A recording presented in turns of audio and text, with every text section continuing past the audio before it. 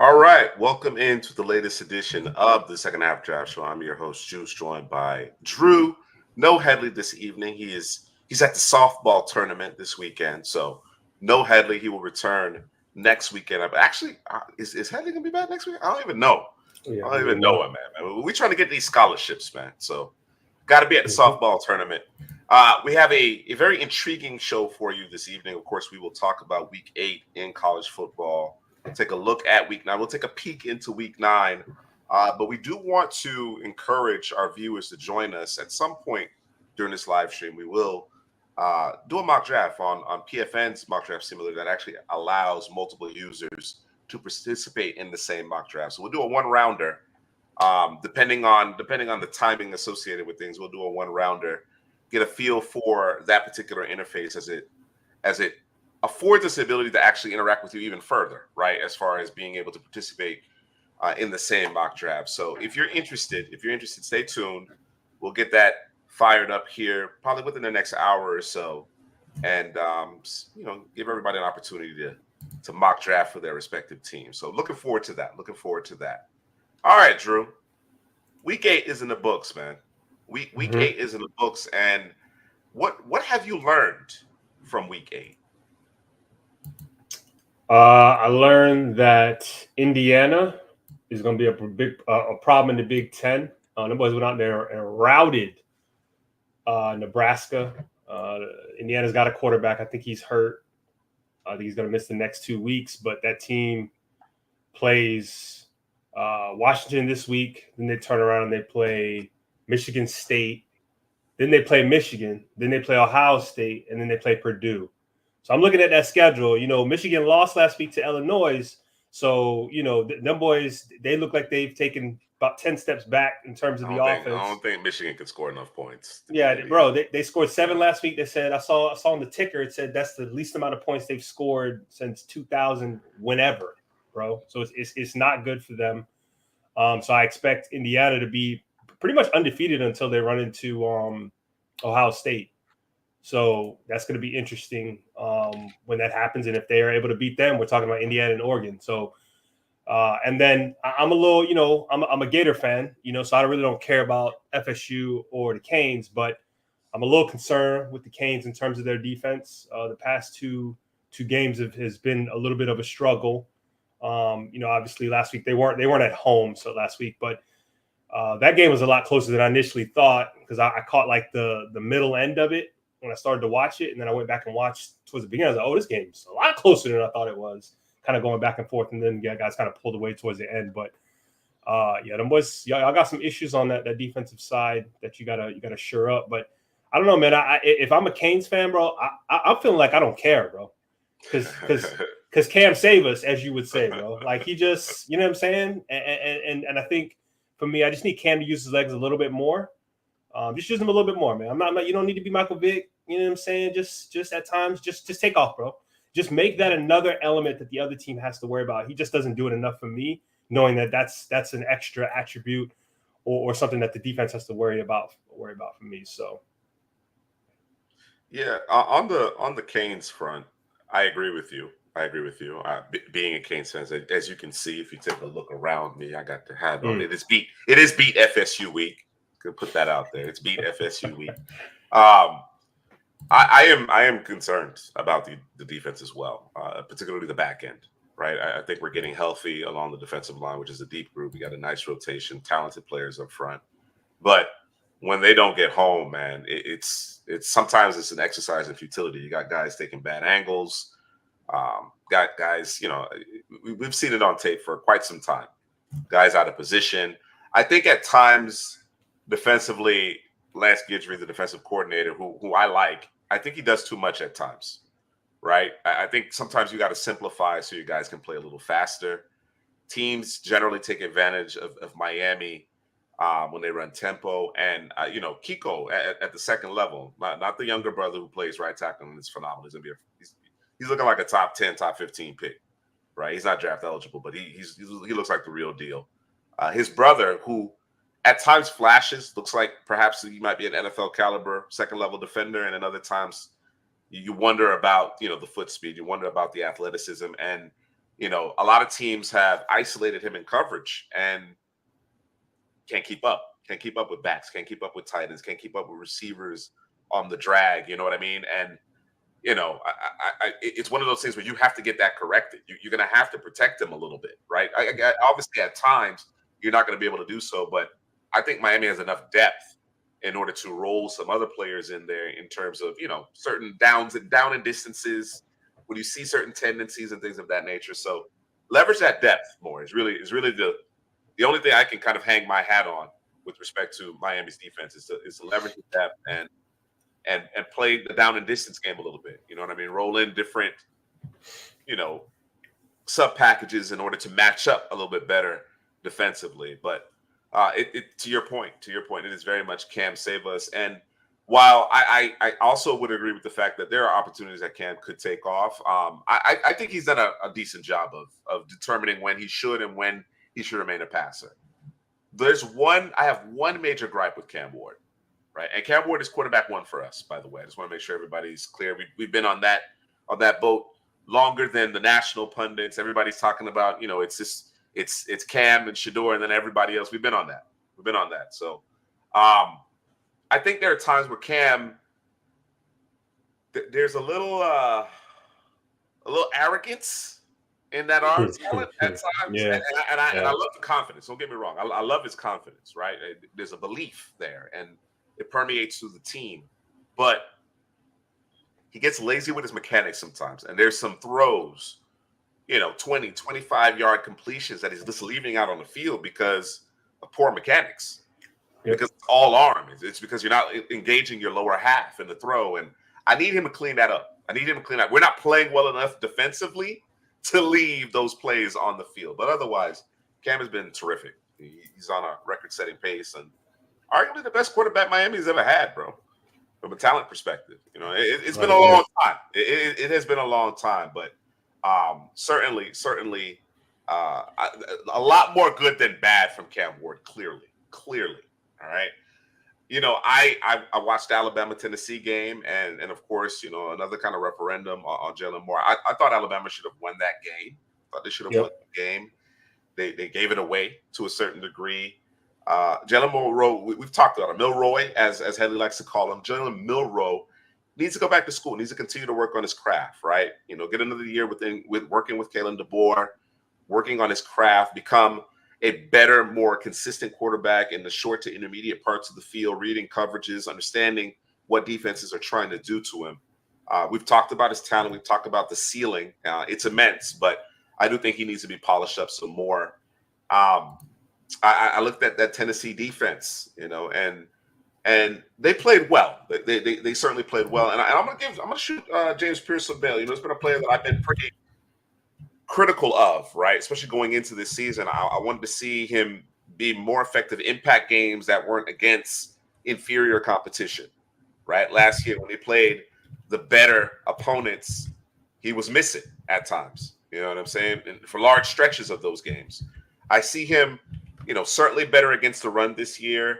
Not necessarily putting up the counting numbers in terms of sacks just yet, but he's pressuring the quarterback pretty consistently. He's stronger. Certainly. I actually saw him put a bull rush on somebody, went right through somebody's chest. So I think he's certainly helping himself. But again, I don't see him as a top 5, top 10 prospect at this juncture that a lot of other individuals do. I definitely think his arrow is pointing up over the last 3 weeks or so. But again, not seeing that upper echelon pass rusher that you would hope to be able to acquire at the top end of the first round. So those are a couple of things that I've learned or observed. What else you got, Drew? So going back to that, I watched that Tennessee Alabama game, and I mean, you kind of talked about it in terms of James Pierce. He seems to be where he needs to be in terms of when the ball is on the ground or something bad is happening for the offense. He seems to be kind of around the football to find it or knock it back or whatever it is. So that, I don't know if that's a talent or if that's just, I don't know what that is. I don't know what category you want to put that in, but that's an attribute that you check the box on, right? But when I look at that defensive line, he might be the fourth best player on that defensive line, right? Yeah, in terms of consistency, you know what I'm saying? And let me tell you something, that Tennessee defensive line has kept them cats in games, bro, because they haven't scored. I think it's the past 2 or 3 games. They've scored nothing in the first half. Yeah. Nothing. Yeah. Right? Defense saved play. them, bro. Like, straight up. Yeah. You know what I'm saying? Got real quick. You know what I'm saying? Quick. So, and like you said, Alabama should have won that game, and I think Florida should have won the game before. Florida was even more egregious, right? Just couldn't put it in the end zone in the first half. But that defensive line for Tennessee, I think is solid. And my boy 55, he didn't show up last week. Omar, I think it's Omar with the 2 last names. Norman Lott, I think that's it. Norman Lott. Yeah. He didn't. I think he showed up. May have had 1 or 2 plays, and then I didn't really hear about him or see him for the rest of the game. But I think Bama game plan for him, bro. They did. I think they understood that they had to neutralize him in order to have success, and they were successful in neutralizing him. Yeah. I think also too the offensive line. I think I've said this before, but I'm gonna say it again. The offensive line of Alabama, just the penalties. There's something, I don't know what it is. It's off, bro. It's off. It's been off since last year. It's still off to me. I'm not sure what needs to be done to kind of get those guys rounded out and being more consistent. I guess Melrose getting rid of the football maybe sooner would help, but bro, I was watching that game. They're not dominant. They're not. They've been dominant at times, and this group is not dominant. No, they're not. And in that first quarter, not even the first half, the first quarter, bro. Let me grab my notes real quick because I had a note for Ryan Williams, bro, who I don't think had a good game this game. I think if he has a better game in that first quarter, they probably win the game. But Milroe went at him almost every play when it was a pass play, almost every single play in the first quarter. Had 9 targets, and it was only caught the ball 3 times for 35 yards, bro. You know what I'm saying? So I don't know if Milroe, that's his guy, but there are other guys on the team that can catch the football, and you got to be able to spread the love around, spread the ball around, bro. Like, it's just not number 2 and bust, bro.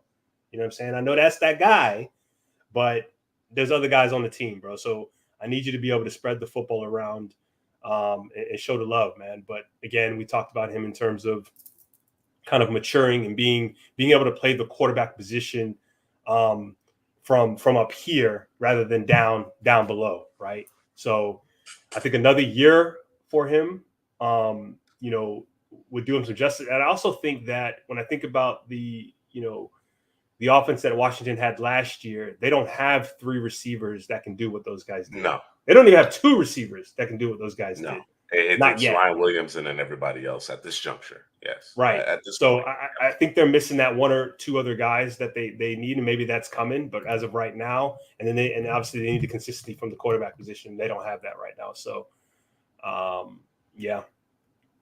I mean, a lot of it comes down to Jalen Milroe at the end of the day, right? We've seen Alabama teams in the past where they just needed a game manager. Right. They didn't necessarily need a truck, as they like to say, as certain individuals like to say, carrying the load at the quarterback position. It was very much, just get the ball to the playmakers when asked to.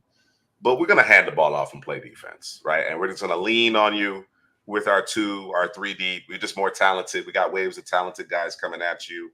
Eventually the levees will break and we pull away. Right.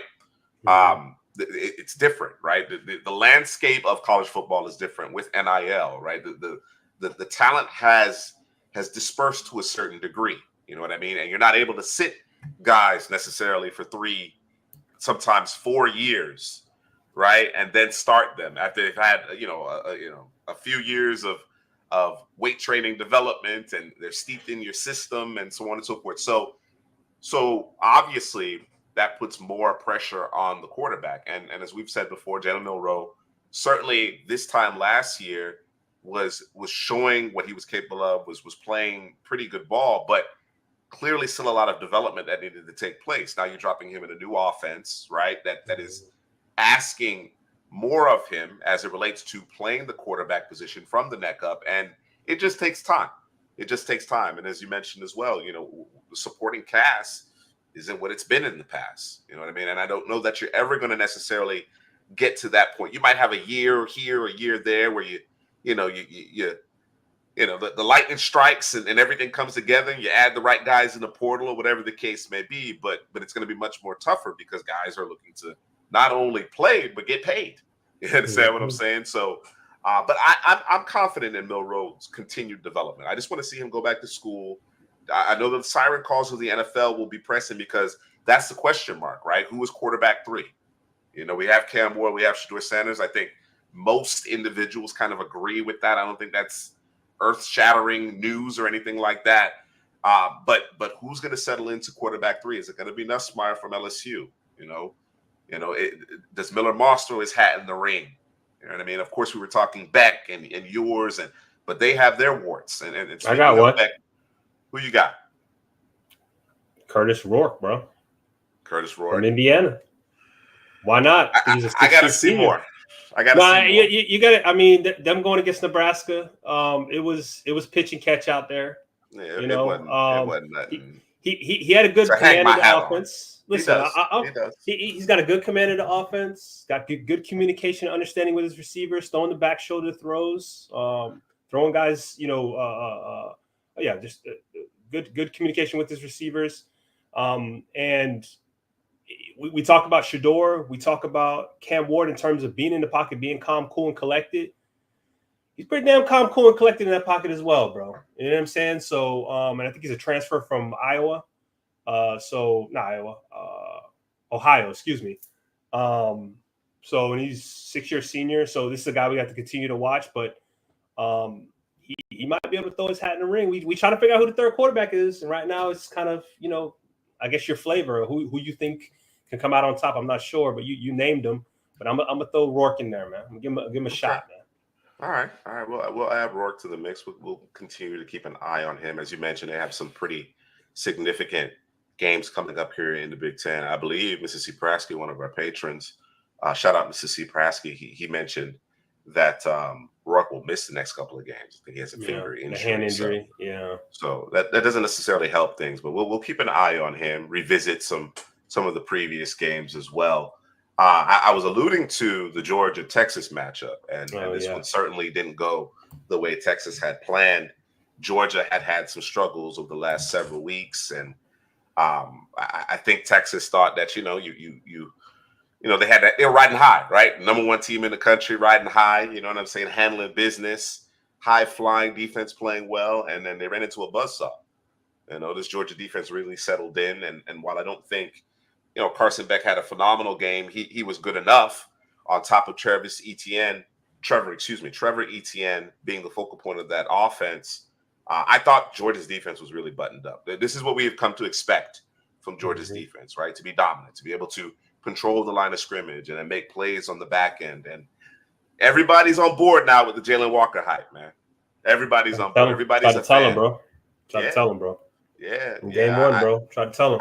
I feel fairly confident saying, this was the first publication, first channel, right? First draft insiders that had Jalen Walker, and a lot of credit goes to Headley because Headley has dubbed him, his guy early. During the summer scouting takes, Headley really honed in on what Jalen Walker was capable of. And as we've talked about it, we talked about it with Abdul Carter, Drew, as far as how do you deploy him? How do you use him at the next level? Saw him a lot off the ball, and then in obvious passing situations, they kind of picked their spots where he came off the edge. And I think that's the way you ultimately need to use him, right? Let him affect the game in multiple ways. I thought he did a great job of green dogging and spying the quarterback, understanding when to fire his gun, understanding when to drop back into his zone, and make plays all over the field. There was a point in the game where he took over. Now, I will also say that Quinn Ewers at times aided and abetted, and even Kelvin Banks with some short corners that he gave up, particularly when he was facing Michael Williams. Kelvin Banks he's got it all, bro. He's got it all, but some of the decisions as far as his pass set confused me, right? Whereas I'm looking for a vertical set, get some depth. He was doing, more of a 45-degree a jump set, and he gave up some short corners there. Otherwise, the defender didn't do anything special, but he gives up pressure because of the short corner, because of his leverage. Mm-hmm. I thought yours at times didn't do a great job of helping his tackles out, right, with his pocket movement. You know what I'm saying? There was some coverage sacks. As I mentioned, Georgia played very well defensively in this game for most of it. So, yeah, on the other end, Beck, I've questioned it before. I question it, again, the ball placement at times, the decision making, it's just too spotty for my liking, man. It's too spotty for my liking. And a lot of people, the pundits had Carson Beck coming into this season as a top quarterback, right? So what's your assessment of these two QBs in particular? We'll talk about some of the other position groups here for Georgia and Texas, but of these two quarterbacks in particular.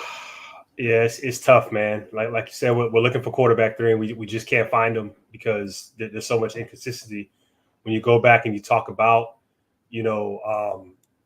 Beck, man, like it's kind of more of the same, man. Like we waiting for you to kind of check the boxes on the little things, that since the beginning of the season or before the beginning of the season in summer scouting that we needed, and we were watching on the Patreon, we were watching them, and we said it before, bro. When he has to get rid of the ball quickly, like I'm concerned, bro. Like it's a 50-50 whether it's going to be accurate and where it needs to be so the receiver can make the play. And that's I don't see it. And just making sure that he gets the ball out timely. I don't know, man. And let me say this too. I said this last week with Beck. The receivers don't help, bro. Sure. Like it's a combination of a bunch of different things, and so it's at times it's really hard to evaluate them because the receivers dropping passes, not being where they're supposed to be, and then it's also Beck not making the right read or just not being accurate. Okay. When you talk about Quinn Ewers, I think it might be worse, bro, because we want to see you in the big games. What does it look like in the big games? Okay, you went out there, you played Michigan. It's probably the best game you've played against a big opponent. But for me, I said it. I said, was that scheme, right? Because the scheme was beautiful, bro. Right? Big boys inside, we're gonna go outside. And when the big boys are out, we're gonna go inside. Like it was a really good scheme. So now you got a team who you can't really do that to because Georgia can run outside, they can run inside. It's a team that you're just man on man. You're just gonna have to win. You can scheme up here, you can scheme up there, but here's the ability to be able to drop back consistently, understand what you're looking at in terms of man to zone. I don't know if he can do that on a consistent basis and get the ball out timely. If and Mr. C said it, if he can drop back, you know what I'm saying, and get the ball out timely. He looks like one of the best quarterbacks in the country. But when you start to drop people in zones and start to confuse coverages, man over here, zone over here, and he has to hold on to that ball a little bit longer, it gets ugly, right? It gets iffy. You know what I'm saying? Those throws already aren't stick throws that he's throwing. So now you compound that with him thinking through what's happening, and now you get what you got. When they were playing Georgia. So I don't know, bro. and that towards the end of that game, Georgia was doing one or two things. It was either the 4-man rush, and you had Kelvin Banks doing his drop set or a zero look. or the zero look. Yeah. Get it out quick, right? Just depending on down and distance and whatnot. But he couldn't handle it. And Georgia, Texas really had a chance to win that game, and they kind of dropped the ball. I thought their defense played well enough, bro. You know what I'm saying? For what was happening and what took place. So, it's just unfortunate. I don't have either one of these guys 3 or 4. They're going to have to show me more. But if I had to pick one right now, gun to my head, we're going to have to run with Beck, man, as of right now. Beck gets the edge because of the physical tools. Yep. Right? That's what we continue to question with Quinn Ewers is whether or not he has the desired physical traits to play the position at a high level at the next level, and it doesn't appear that way.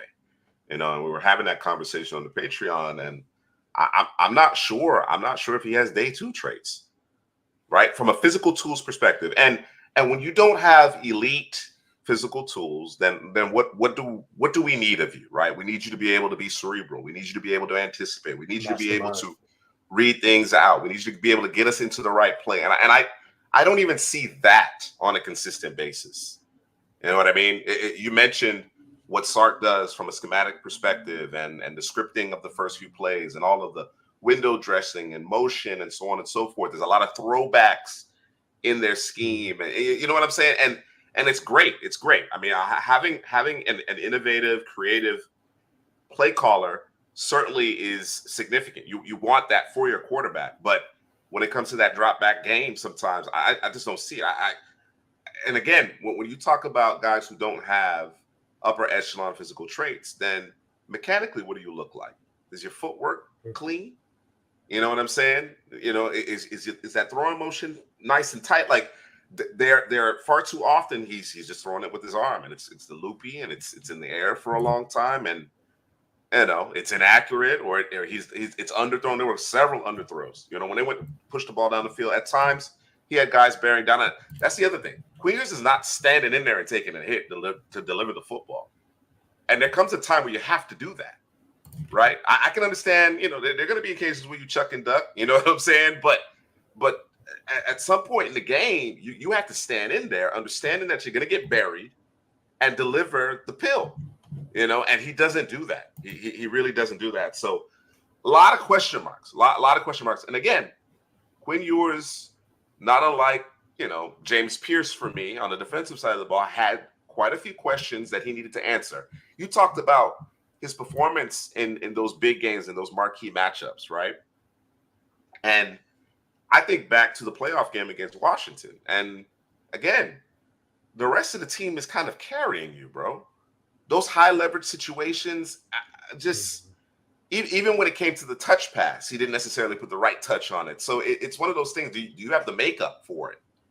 You know what I'm saying? Do you have that, as we like to call it, that nervous system for the moment as well? So yeah, man, you look at the movement and what he did against Michigan in particular was really impressive. You mentioned the scheme, but I thought he did a good job of navigating, the areas around him, keeping his eyes downfield. In this particular game, his eyes were dropping down to the rush.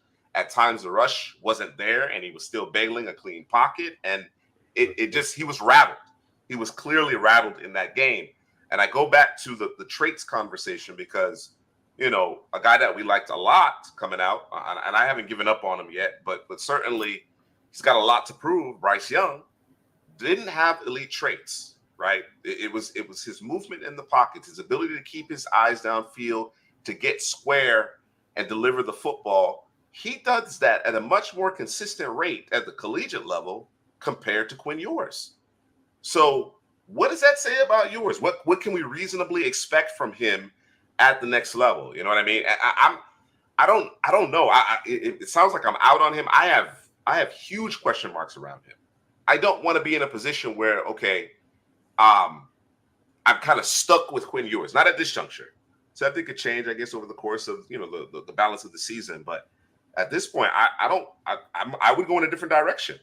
Even if I have a need at the position, I would go in a different direction. So it's unfortunate. It's unfortunate that it's kind of devolved into that, because prior to his injury, you kind of saw that the arrow starting to tick up a bit, but those same question marks remain.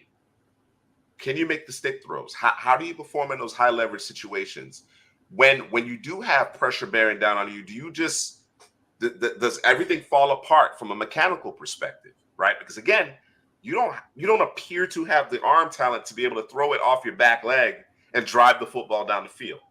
You know what I'm saying? It doesn't appear you have that ability. So that means you have to do all of the little things at a much higher level. So clearly, I've soured on Quinn Ewers even more at this point. And your point regarding Beck, again, I mentioned it before. He's a tease, bro.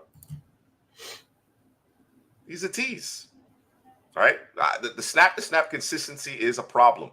Yes, there are significant question marks in terms of his supporting cast. Absolutely, there's no question about that. But I just,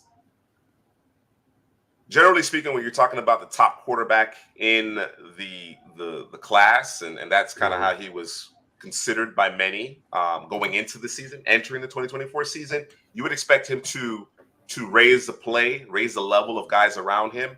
And sometimes it's not tenable, right? But the thing he can control, one of the things he can control, which I have a huge issue with, is the fact that his ball placement is too sporadic. It's too sporadic. You know what I'm saying? And when you don't have guys who can make your inaccurate throw a completion, who can go and make that play for you, it just exacerbates everything, right? It makes everything look worse. It makes everything more difficult. All right.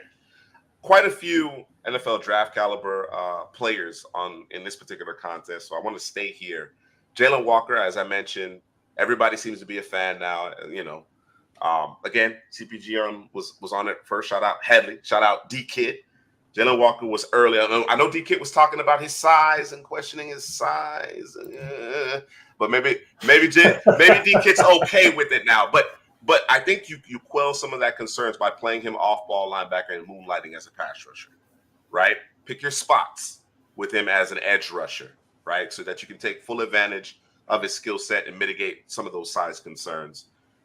Xavier Truss, Kelvin Banks Jr., again, I talked about him giving up that short edge, but otherwise, very good. I thought, again, yours at times didn't help his tackles in this game. Jahdae Barron looks phenomenal out there. I thought Everett Humphrey had good games. Malachi Starks, I want to talk about Malachi Starks. I'm going to give you an opportunity to get in there because I could just go on and on, but I'm going to give you an opportunity to get in there.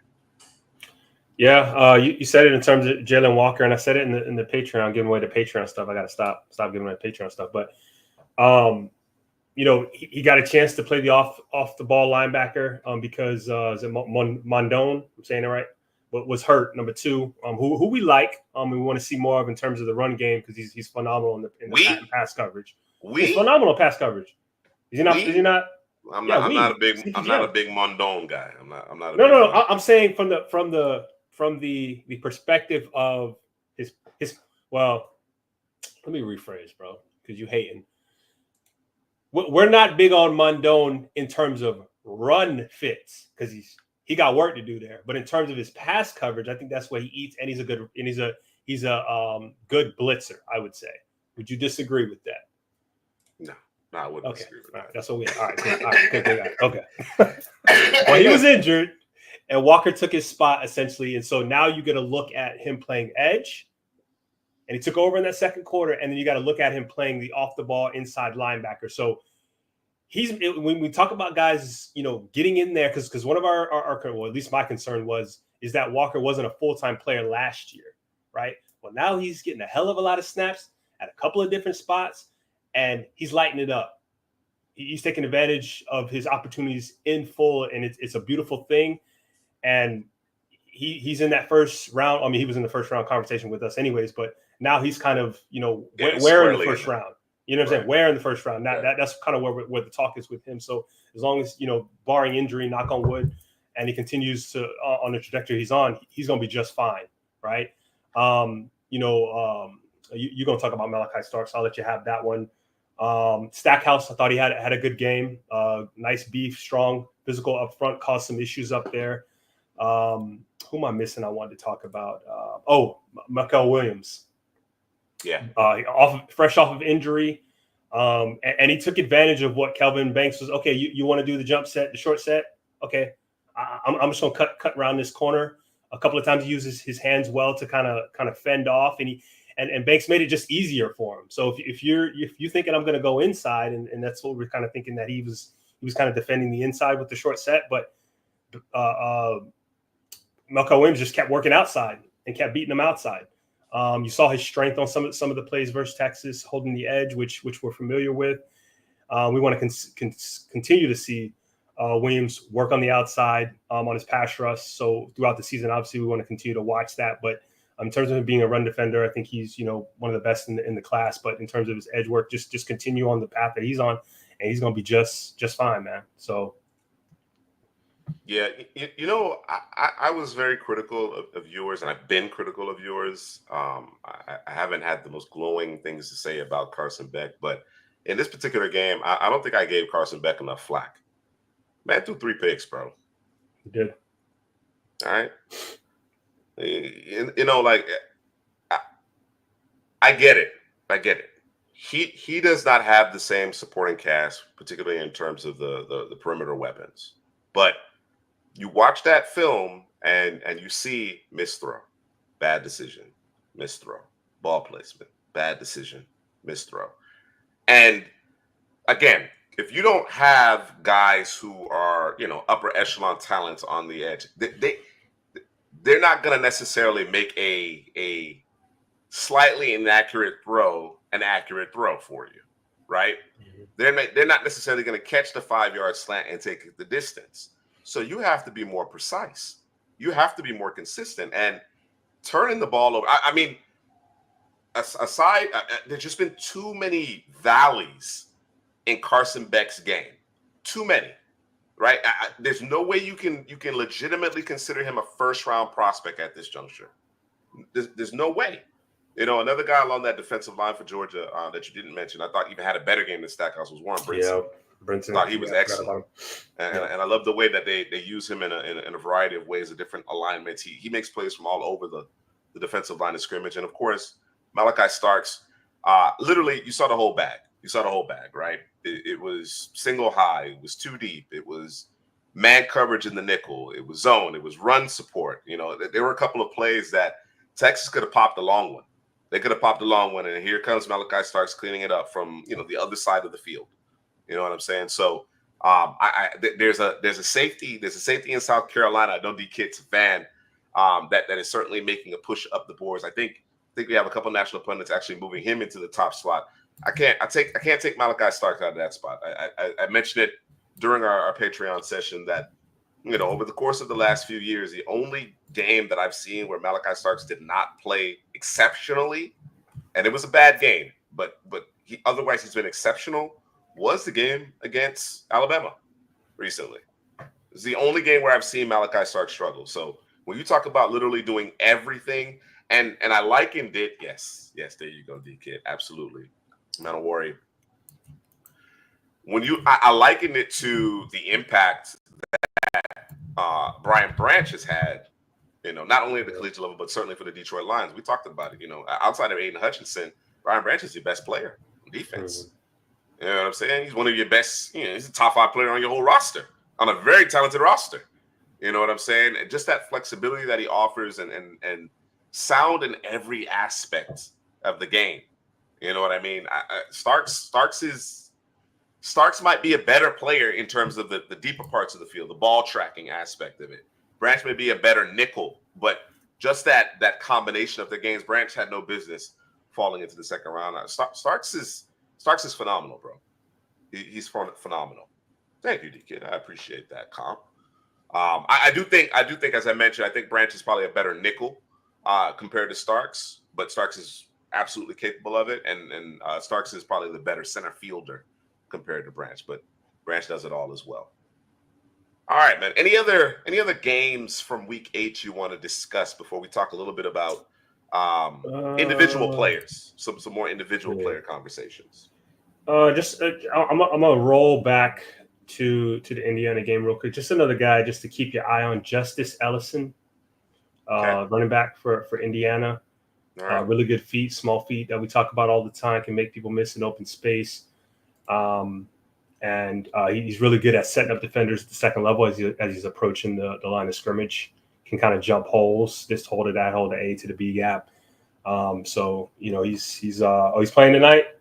So what we saying, about 250, 3 touchdowns, and then he'll be out.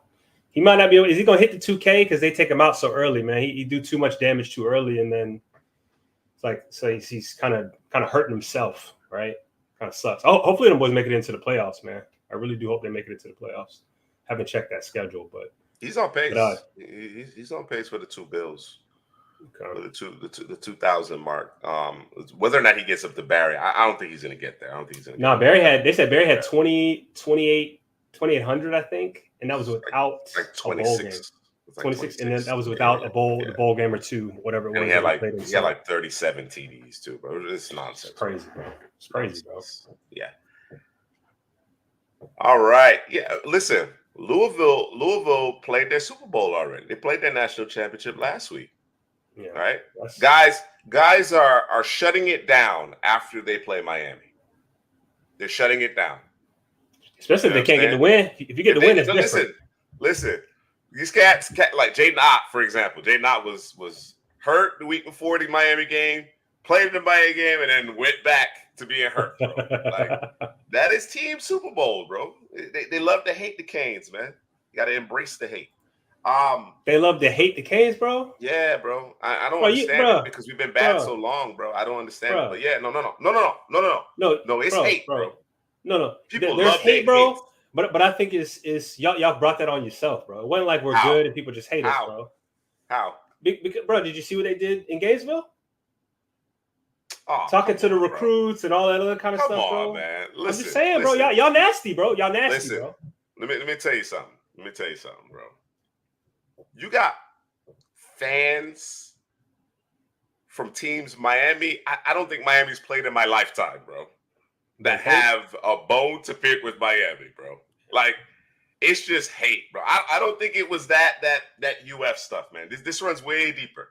This one's way. I think it's generational, bro. I think this started in the 80s, and it's been passed down. It's been passed down from generation to generation, bro. It's been passed down. So now Miami's looking good. The boys don't want to see that, man. Yes. Living on the edge. Yes, absolutely. Very dangerous. Very dangerous. All right. Let's talk about the studs of the week. I got two studs I wanted to highlight. I'm familiar with one. I'm not familiar with the other. Well, let's start with the one that you're familiar with, and DK mentioned him. Nick Emmanuel is coming off a phenomenal game in week 8, 2 INTs, a pick 6. I think that's the second pick 6 of the season. It is. 11 tackles. He leads this very talented South Carolina Gamecocks defense in tackles. He's been awesome, bro. He's been awesome. He checks all the boxes from a physical, size, speed, playmaking ability. Checks those boxes. So I think NFL scouts are going to love him. They're going to love him. And what I really love is the fact that he's understanding the game. He's understanding what offenses are trying to do, and he's putting himself in position consistently to make a play, whether it is making a play on the ball or bringing the ball carrier down. So his stock is way up. And as I mentioned earlier, I think there are a couple of national pundits that actually have him, actually, if not safety 2, I think at least one, I won't mention any names, has him as a top safety in the class. I can't go that far. That's that recency bias, bro. I can't go that far. I can't go that far. I don't think he has the same level of flexibility that a Malachi Starks offers in terms of the versatility, although he is a versatile player. But big time players. DK mentioned Feldman's freak list. Those are special athletes, special athletes. So Emmanuel is going to be working his way up our boards for sure. Yeah, I think and I think I say this every year. Draft folks, let's put everybody in that bucket. Mm-hmm. Everybody has like a type at a position, or when they scout players, there's specific things they look for, and some guys love freaks, right? And they'll put the freaks that are good players, maybe even great players, over the guys that aren't necessarily freaks, but they're super talented, right? I don't consider Malachi Starks a freak, you know what I'm saying? But I consider him an elite safety, right? So I don't, and the versatility that he offers from the secondary position, the DB position, right? Safety. Let me start over. Free safety, strong safety, nickel, cornerback. Like he can give you all of that, right? I don't know that Minowari, want to make sure I'm not killing his name. He can do everything that Malachi Starks can do it, and do it at the level and the consistency that Starks can do it. So that's why I wouldn't put him safety 1, but because of his size and his speed and all of that, people want to put him above, right? So I think that may be the reason why. Also might be some recency bias, obviously. But we're talking about a guy right now who has 49 tackles, right? 4 interceptions, and like you said, 2 touchdowns, two touchdowns, pick 6s, and 2 pass breakups, bro. So he's on a tear right now. I've said it before. I wish South Carolina was in a better position to kind of compete more, to see, take them boys to the next level. It's just unfortunate that's not the case.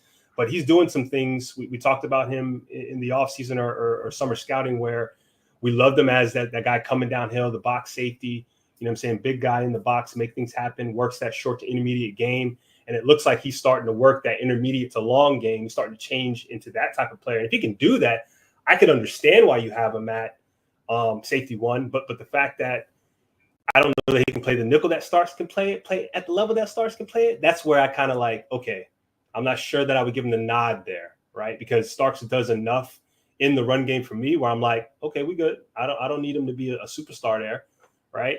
Because he plays all the other positions so well. So, but yeah, he's balling, bro. I understand why people have he's skyrocketed. He got on Elon's SpaceX rocket and he took off, bro. He's still riding it right now.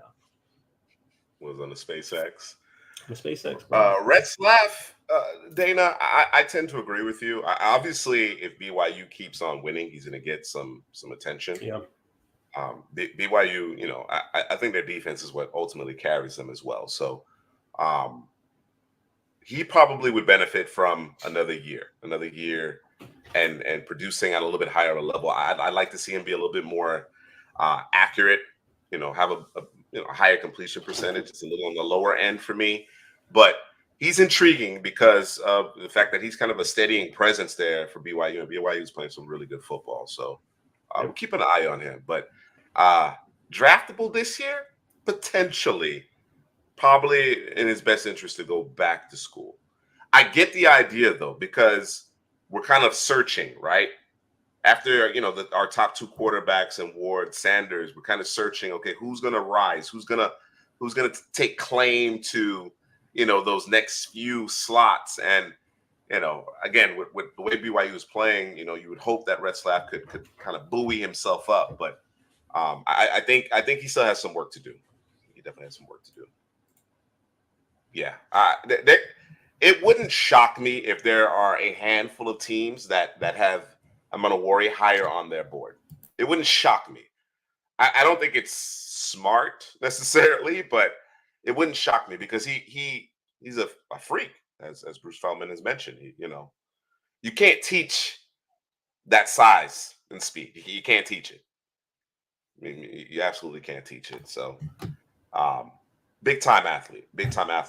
One more stud of week 8 here, and it's another one of D-Kids, guys. I say that tongue in cheek. Bashal Tutton. Bashal Tutton. I'm not sure how to pronounce his first name, so I apologize. But we've seen him. We've seen him on this broadcast previously as part of the Stock Up segment. This time around, he takes claim to one of the studs of the week positions with 4 TDs, 3 on the ground, 1 through the air, and 266 rushing yards last Thursday. And I think just from a physicality and burst perspective, I really like what I see from him. You know, he transferred from North Carolina A&T, so he was playing, you know, in the HBCU, goes over to Virginia Tech ACC, and he's their offense. He's absolutely their offense, right? You know he's coming, and teams are struggling to stop it. So he's rugged, absolutely, D-Kid. Physical, right? I go back to Kiko. He ran through him against Miami a few weeks back. Ran through the middle linebacker like he wasn't even there.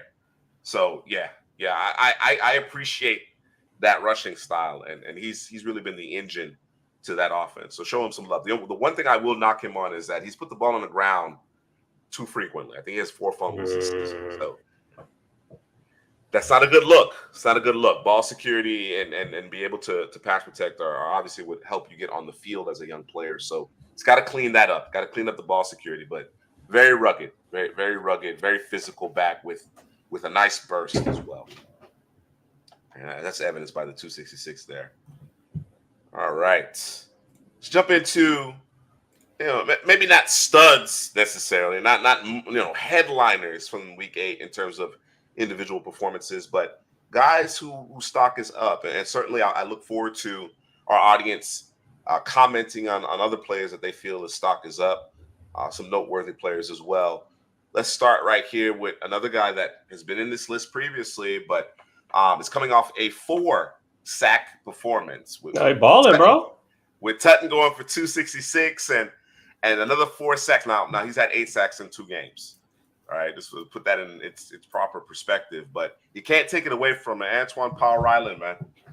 Really doing his thing. I think he'd be a stud of the week if he didn't miss as many tackles. And I think that was a byproduct of dealing with Castellanos. You know, Castellanos is a jitterbug of a quarterback, right? He makes it tough on guys to get him on the ground, although he takes a lot of sacks. So he forced a lot of missed tackles, and Powell-Ryland, unfortunately, missed a lot of tackles. He might have had 6-7 sacks. Had he been able to get him on the ground. Yeah. Is he edge or is he inside or kind of? Okay. He's an edge. He's an edge. I'm gonna watch out for him. Yeah, keep your eyes on him. Keep your eyes on him. He continues to make plays. Yeah. Yeah, he is. Okay. He marking it? Okay. Yeah, he's definitely a day two guy. He's definitely a day two guy. I wonder if size, scheme limitations might come into play.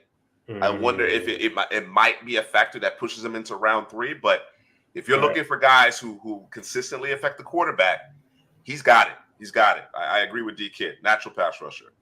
Another guy that has played really well, you know, kind of a modest start to the season, Jalen Royals, but over the last few weeks, man, I think over the last 4 weeks, he has 6 TDs, close to 700 yards receiving. He's a JUCO transfer, so he ended up at Utah State last year. He was first team all WAC or Mountain West, excuse me.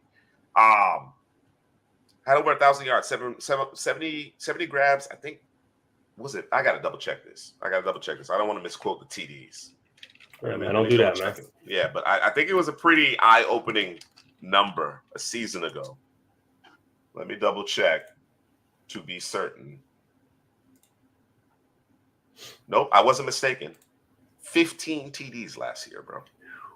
Damn. All right. And he's off to another really, really good start. So this is a player. This is a player for folks who aren't not familiar with his game. You need to keep an eye on him. Big time production. Big time. Yeah. Absolutely. Look at that. Absolutely. Andrew Armstrong's another receiver. Again, you see the 1 TD here. Unfortunately, he just has struggled to get into the end zone. He finally gets into the end zone last week. And I just, in terms of his catch radius and the consistency week to week against stiff competition in the SEC, Andrew Armstrong's a guy that's growing on me for sure. I think I watched a little of him, and I think maybe a little bit more than a little. I think he might be one of the better route runners of all the receivers that we've talked about. His ability to kind of fall into that blind spot with a longer frame, right? Yeah. He's nuanced. Understands how to work leverage. Like he's pretty smart in terms of. I thought initially he was okay. He's a guy that can kind of find the holes in the zone, but man coverage, he can create that separation, man. So he can play the game in terms of creating separation against cornerbacks that are covering him. So it's a guy to keep a watch on for sure. And then we have Gunnar Helm here from Texas, and in this matchup with Georgia in particular, yours wasn't able to wasn't able to get the ball to that dynamic set of receivers, Bond, Wingo, those young players with any consistency, right? So Gunnar Helm really became the focal point of the passing game, and I've noticed a trend where teams, the more talented teams that Texas has faced, what ends up happening is that they kind of filter the pass game to Helm, and then Helm, when given the opportunity, makes some really good plays, makes some really nice catches. Mossed the guy at one point. So as far as the running, or rather the passing game, he seems to have some legitimate skills. Like to see him a little bit more, physical, a little bit more effective in terms of being a inline blocker, especially, if he's truly 6'5", 250. I'm not sure he's quite that big. But if at that size, I need you to be more effective in line. There were a couple of times where they tried to pull him underneath to block like a Michael Williams or a Jalen Walker, and the footwork was a little sloppy. You expect him to be a little bit better of an athlete from that perspective, and then the functional strength in terms of in line is areas that he can improve. But difference maker in terms of the passing game. A little note here from D-Kid. D-Kid's plugged in. Athlete out here, man. It's an athlete out here. Mm-hmm. Yeah, I like Armstrong. Armstrong keeps flashing for sure. All right, let's go to you guys, man. Talk about the Johnny and Josh here, the tackles for Oregon. These are guys that are holding up well. We talked about earlier in the season where they had given up, and I'm probably gonna misquote it. Maybe I'll get it right. Somebody let me know. But these boys just giving up. They gave up like 10 sacks already for the season, or something crazy. Like they gave up as many as they gave up the year before, or even more. I can't remember. And Josh Connerly, I said that right? Connerly. I don't know what's it Connerly. And Cornelius. These guys have showed up and showed out, man, holding that edge. I think Dylan Gabriel helps them because he moves around in the pocket, operates, efficiently and gets the ball out so those guys can do their thing. But those guys have stood up and stood out for the past couple, probably the past 6 it's about 6 weeks now. Just putting in the work and holding up at the edge. So these might be guys we might need to start talking about. I know we talk about the Will Campbells and Jones over the other side, not Jones, Jones on the other side, and the two tackles for Texas. But these are guys we might need to start talking about. I don't know if we're saying they're third, fourth tackle off the board, but I think we got to put these guys in the conversation. Have you watched Ursary yet? From Minnesota? No, I haven't. No, I forgot that's Headley's guy. Is that your guy? Headley's guy. I think that's Headley's guy. No. I don't think Headley's watched him either. I need to task you guys. You guys need to check him out. Take a peek. Check him out ahead of our guy. next week's live. Definitely check him out because he's a riser. He's absolutely a riser. Mountain of a man. Sure. All right. Dickens concerned a little bit about these guys' size. I think they have room in their frame to continue to grow. Mm-hmm. You know what I mean? I certainly think so. All right. Jahdae Barron, if you wanted to call it as far as the collegiate awards, the annual awards this year, he would be the Thorpe Award winner in my eyes, right? He continues to make plays, had another INT, been really effective, another big riser this season here in his senior year. Super productive, sticky coverage. And again, getting his hands on the football quite a bit. Darian Porter has been locked down. And the thing that really intrigues me, and I'm sure NFL scouts, is his size, is the length that he possesses. I think among qualified defensive backs, he's allowed the lowest passer rating in the Power Four. So he's playing really well. And again, with that kind of length, that frame, it makes it difficult. It makes it difficult to complete passes on him when he's in phase. And, in a limited number of targets, he hasn't been targeted very much. In a limited number of targets, I think maybe it's 12, right? That's crazy, so teams are shying away from him, bro. Teams are shying away from him, but he got a couple of picks and a couple of pass breakups as well. I think he's only allowed 3 receptions. So playing very well. And again, you don't have a lot of targets to work with. But that ball production with so few targets, as well as the fact that teams are just shying away from him altogether, all that makes sense, bro. Yes, it all adds up, right? Absolutely. Yeah, DK mentioned Porter Flash last year when he was watching TJ Tampa. So yeah. Porter may end up being the better prospect when it's all said and done. Skidaba. Cam. So I got a question, bro. You know what my question is? What's your question? I was trying to confirm because certain positions on the field, right? When they got this, bro, I'm hyped, bro. I'm pumped, bro. Okay, what was my boy from Iowa that we got drafted by the Broncos? Yes, bro, you know what I'm saying? So now we gotta the last one of these that you know what I'm saying, running back position. Let's go over there. Was that Arizona State? No, I like him. I'm gonna do some work on him, but I like him a lot. He produces every single week, man. There's not a week, as far as I know, that he hasn't produced. So churning out the yards. Yeah, you're right. Yeah. You're right about that. One more player here in stock up, and I alluded to him, mentioned him earlier. I'm gonna give James Pierce some love, bro. Here we go. I'm gonna give him some love, bro. I think he through the first few weeks of the season, they were playing poor competition. They're very deep along the defensive line, right? I thought they'd be hurting without Tyler Barron. They're not, because they just have so much depth along the defensive line.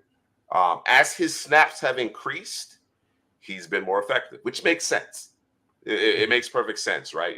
The more snaps he's played, the more he's affected the games. Again, he doesn't have huge sack totals at this point, but he's affecting the quarterback on a consistent basis. And I think what's been most impressive is the fact that he looks and is playing visibly stronger, right? He's added a bull rush. Everything was okay. Can I beat you off the snap with my speed? Can I turn the corner? Can I bend the corner on you? Right? No real plan, no real counters or anything like that. This even against Alabama most recently this past week, saw him go right through the right tackle's chest a couple of times. You know what I'm saying? And of course, there were also some plays where he was unblocked, and of course that goes into his pressure totals, whatever the case may be. So I discounted that, but I just think he's taking the steps in the right direction. It's what I wanted to see. I wanted to see progress, right? When you rack up numbers against inferior competition, which he did a season ago, and then of course you kind of go missing in some of those bigger contests, better competition, NFL caliber offensive tackles, I question that. I think he's become a better all-around player thus far. So certainly his stock is up in my eyes. Where do you? Obviously, we've never really had him in the first round, right? I think a lot of people may still have him there for whatever reason, but. Where do you have him? Solid. I think he's right there at the turn. I think he's right there at the turn. Right. Okay. I think when it's all said and done, he probably will end up in the bottom of the first round for me. Okay. But he may be edge 3, 4 when it's all said and done for me. Okay. You know what I mean? I know. And if he really turns it on as we get deeper and deeper into conference play, who knows at that point? But certainly he's on the turn. I can live with him at the bottom of the first round, early second round. Whereas, they're going into the season, he was clearly a day 2 guy in my eyes. I didn't necessarily see what everyone else was seeing. I think they were anticipating the continued growth and development, which he's showing. Yeah, so he's doing it. He's doing it. Yeah. Got to respect it. Got to give him some love for that effort. Let's take a quick look at Week 9, some Week 9 matchups, and then we're going to jump into this mock draft, man. We're a little over an hour, so we'll take about 5 to 10 minutes to talk about some of the intriguing matchups, some of the players that you're trying to get a look at going into Week 9, and then we're going to invite our audience to join us on PFN, their mock draft simulator that actually allows multiple users to participate in the same mock draft. So we'll get that situated here shortly. DK, actually, this is one of the games that I have circled for Week 9. This is one of the games. I think Oregon and Illinois is going to be a very interesting contest. Illinois is playing really good football. Oregon's at home, so I don't think they're going to be sleepwalking necessarily, but I expect Illinois to give them a good game. Illinois can generate points. They can play defense. They're going to be a tough out. They're going to be a tough out. So one I'm looking at closely, we're going to take a look at those tackles, Drew. And then the running back. What's his name? His name is escaping me. For Oregon. Oh, Jordan James? Jordan James, yeah. Mm-hmm. Yeah. I want to get a good look at him as well. We didn't talk about Army and Navy? Both of them are undefeated, bro. Still doing their thing, bro. Yeah. Handling business. We appreciate those guys. And Notre Dame actually plays Navy this week at 12 o'clock. So that's one game to watch. You also have Ohio State versus Nebraska as well. I know Nebraska. Ohio State's going to destroy them, bro. No, they will. They will. But it's a game to watch. Keep your eye on. Sure. Right? Sure. Get a look at Ibuka. Tylee. Get a look at him. Mm-hmm. But yeah, that one's going to be over early, I think. Yeah, it's unfortunate for those boys. You got Washington going up against Indiana. I don't know if Will Rogers is he healthy, ready to go, going up against the quarterback that's missing for Indiana and Curtis Rourke. I'd like to talk about Oklahoma, but they getting beat up in the SEC, man. It's not looking good for those guys. They can't score. They can't score. No, so, can't score. It's so that'll be a slow burn over there for Oklahoma. Looking here. G-Tech, Virginia Tech is going to be interesting, bro. It's going to be an interesting game. It's one of those in the 12 o'clock window. It's probably not going to get a ton of attention outside of those fan bases, but just some, intriguing individual players. We talked about Ryland, the edge. We talked about Tutton, the running back. There's Haynes King for Georgia Tech. There's a handful of players in this game that are going to be playing on Sunday. So another one just to kind of, as other games go to commercial, go ahead and click over and check out the Georgia Tech V-Tech game.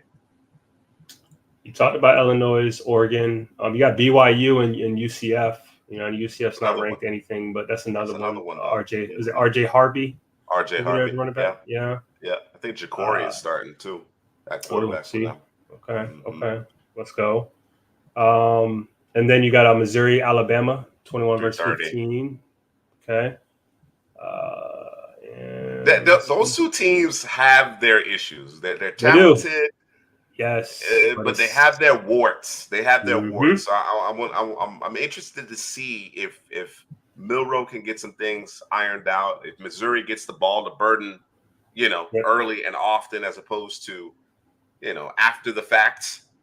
You know what I mean? Missouri has found a way to win games. Outside of that drubbing from A&M. A&M beat them into submission.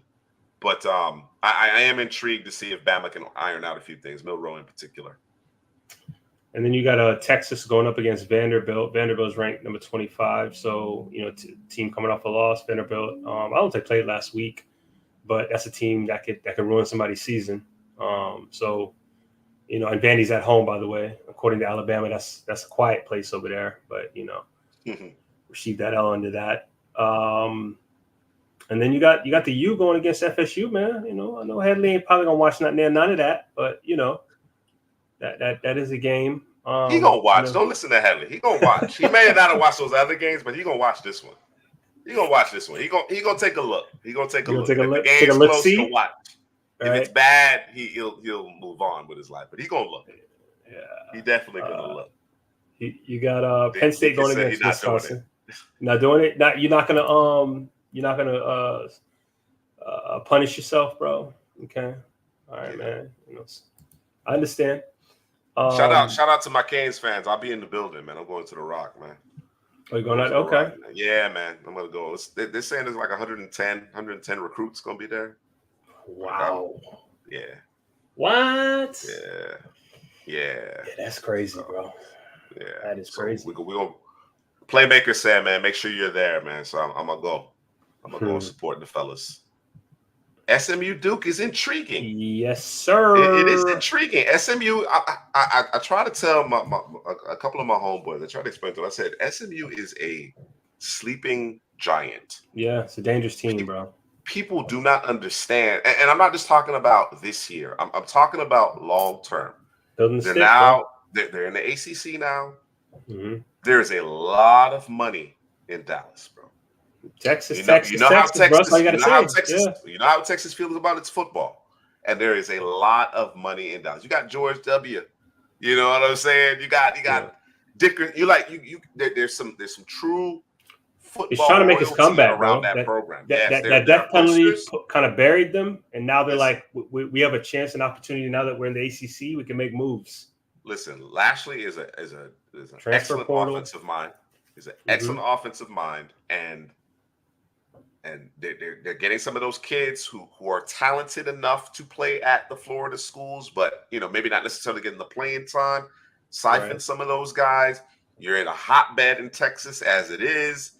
You mix it up, bro. You mix it. And I'm telling you, they got boosters who have deep pockets, bro. The boosters been waiting, bro. They just been waiting. They just been waiting for their opportunity. So this is a sleeping giant. Absolutely a sleeping giant. Penn State, Wisconsin, you mentioned them. Continue to watch your guy, Drew Aller. See, he's the guy. It's okay, bro. He might be quarterback 3. Of course, you got Warrington, and he might end up being quarterback 3. Right. He might end up being quarterback 3. You got obviously you have Aller, you got Warren, you got Singleton. So, and then of course those guys on the defensive side of the ball, Carter, Sutton. There are a few. There are a few there. Winston, the other safety. Yeah, there's a few there. LSU, A&M. Yes, sir. Texas A&M is playing good football, bro. No, they've turned it around. They're not turning it around. They turned it up. Let me say it that way. Yeah. I was like, so these boys have turned it up. The defense was always kind of there. It was just kind of waiting on the quarterback and the offense to kind of they've kind of found their identity. They found their identity. You know, they're a physical group on either side of the ball. Shamar Turner, Scorton, obviously. You know, you're talking about edges. Scorton is certainly in the conversation among the top edges in the class, and I like the guy. Le'Veon Moss. Le'Veon Moss. Le'Veon Moss, bro. Le'Veon Moss. Created player, bro. Let's go. You know, you got the battle in Kansas between the Jayhawks and the Wildcats. I got my guy Nick Nash, San Jose State at the 8:00. So that's an early kickoff on the West Coast there. Okay, I like that. Okay. Cincinnati at Colorado, bro. This is interesting. I'm not familiar with Cincinnati's offense, but defensively, I know that it's a pretty solid defense. So then that's kind of what we want to see, is because we know what Colorado's defense is all about. But Cincinnati's defense going against Colorado's offense, and I know Travis Hunter. They pulled him out last week. I don't know if he got hurt or I think he got hurt last week, and they just said. I think they just second half. Yeah, I think he may have aggravated something, but they were just trying to monitor his snaps, try to get some of that back. Right. It was always coming, bro. Just win, right? Yeah. Mississippi Nebraska. We're trying to flip them all, bro. We're trying to flip them all. Yeah. Need that, selfish, bro. So we need to set a statement, I know he's not draft eligible, bro, and I'm just looking from afar, bro. That boy Lagway. I don't think it's gonna happen, bro. I think he's in love with Florida. He's gonna sit right there. I think he's gonna stick with Florida. I do think he's gonna stick with Florida. But if y'all were able to get him though, lock it up, lock it out, bro. It's another run. Miami's gonna go for a run. It'll probably be at least 2 years. He'll sit there 2 years. Play 2 years. Lagway is serious, bro. I'm deep ball throw. We talk about Milroy, as Headley call him, with the deep ball. Lagway might have the best in the country, bro. Just saying. All right, folks. Good stuff. I think we're all teed up for week 9. Let's see if we can get this mock draft off the ground. So I'm gonna go into workshop mode for a second here, Drew. Well, I gotta tell DK to chill. It's not happening. He's not going anywhere. The coach might go somewhere, but nah. But you see, Drew, that's what I think would be the difference, bro.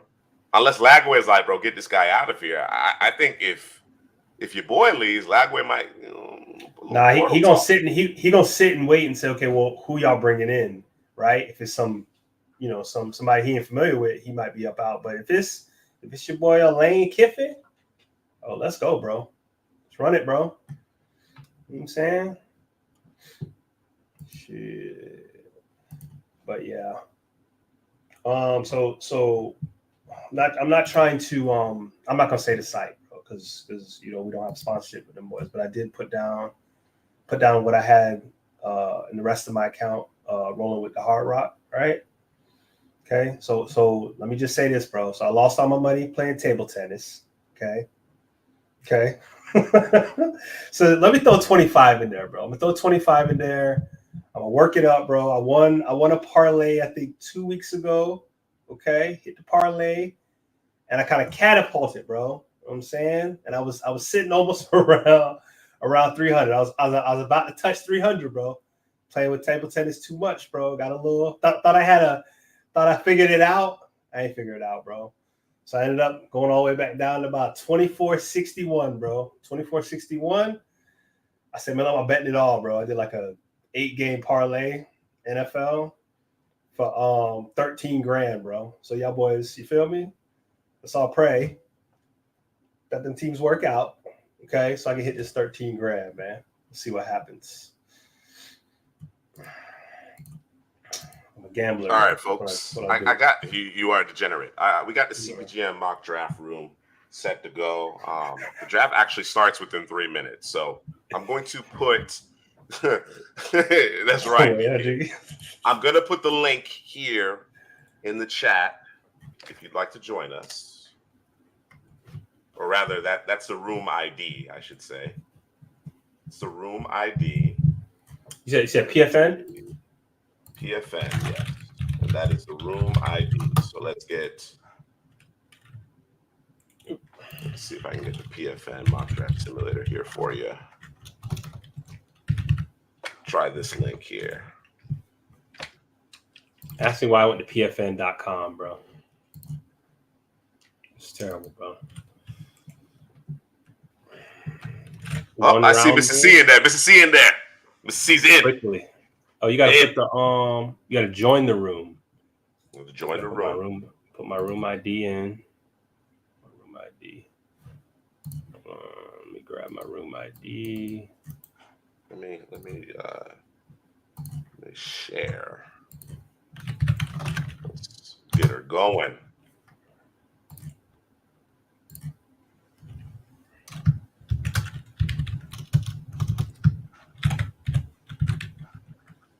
Got it, Drew? You're doing a lot of typing. You got 75 seconds, bro. You got 75 seconds. They don't want me to put a name that I want, bro. Only 5 characters. Yeah, there's only 5 characters. Yeah. Haters, bro. I gotta select my team. Who is 17299? Show yourself. 17299. Show yourself. Down in the comment section. I wasn't selecting your teams? 45 seconds. Oh. Okay. Oh, that's D-Kid, bro. That's D-Kid. That's definitely D-Kid with the Giants. Who am I gonna draft for? You know, I'm a hold down. I'm gonna hold down my guy Roddy. I'm gonna hold him down. Okay. All right. I'm gonna hold him down. All right. Can I not add some more time so we can add some more folks? More time. The boy say nah. Nah, can't be holding up progress. You know all right. I'm with it. Run it. I'm with it. You want to do it again next week, bro? Yeah. We'll go 2 rounds deep next week. We'll market it a little bit differently, and we'll go 2 rounds deep next time around. Whoa. It was on quick. Will Johnson. Oh yeah, Will Johnson. And 3 corners back to back, bro. Back to back. Boys trying to give me everything right here. I'm not doing it. Rejection. Boys give you a trade. Propose you a trade. Yeah, they did. I got a minute to draft. Wow. All right, Will Johnson, Benjamin Morrison, Travis Hunter. Those 3 corners at the very top. Mason Graham, McMillan, Abdul Carter. What do we need in Jacksonville? We need everything in Jacksonville. Yeah, man. Best player available. They took all the corners. I need an offensive tackle. They got Emory Jones as the top tackle, look like. It does appear that way. Look where they got Siobhan Ravel. It's too bad he got injured. Too bad he got hurt. I'll do the responsible thing here. It's kind of not sexy, but the responsible thing. Give me Kelvin Banks Jr. Okay. Jalen Milroe to the Raiders. They got him over Shador. Which means D-Kid gets Cam Ward. Obviously. Oh wow. It obviously means D-Kid gets Cam Ward. Fell right to him, bro. He said I need to trade with the Raiders. you got. Ooh, he went with Shador. I already know Shador is this guy. No, we're rejecting that trade. They want to trade me. Just want to trade my 17th pick for the 41st pick and a first round next year. We're gonna reject that. All right. Hey Dana, stick with us. Too. Stick with us. We're gonna run another one. This is going really quickly. We're gonna run another one. We're gonna go 2 rounds deep. Emory Jones. We'll go 2 rounds deep. All right. So I'm gonna go. Nick Scorton. So I'm gonna go for the Bucks right here. All right. Not mad at it. All right. Let's see who you got.